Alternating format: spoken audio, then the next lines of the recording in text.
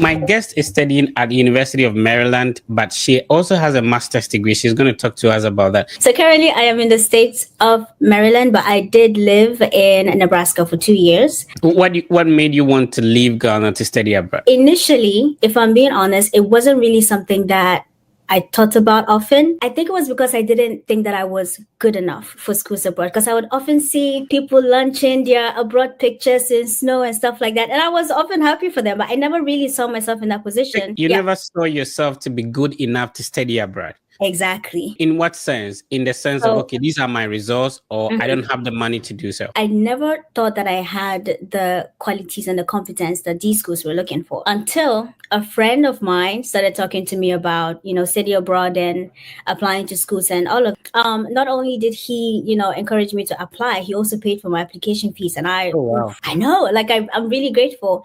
After he encouraged me to really start looking into schools and consider applying, when I started doing the research, I realized that I was in fact good enough. I did have these qualities that the schools were looking for. Right. And not only that, I started looking into, the courses they were offering and the background of these professors. And a lot of them did things that I was genuinely interested in. What was your highest academic qualification prior to relocating? So I had a bachelor's degree in French. Awesome. And which university was it? Kwame Nkrumah University of Science and Technology. I went to Burger Girls. What program did you start applying to? And what did you end up studying at the University of Nebraska, Lincoln? I only applied to UNL, and I only applied into a French program because I love French. This is something that I want to do professionally. I want to teach French. I want to make French enjoyable and fun, to encourage people to learn the language, because it can really take you places. I mean, it brought me here.